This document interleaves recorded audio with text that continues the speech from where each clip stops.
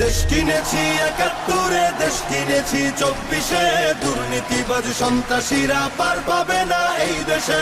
দেশ কিনেছি ৭১, দেশ কিনেছি ২৪, দুর্নীতিবাজ সন্ত্রাসীরা পার পাবে না এই দেশে।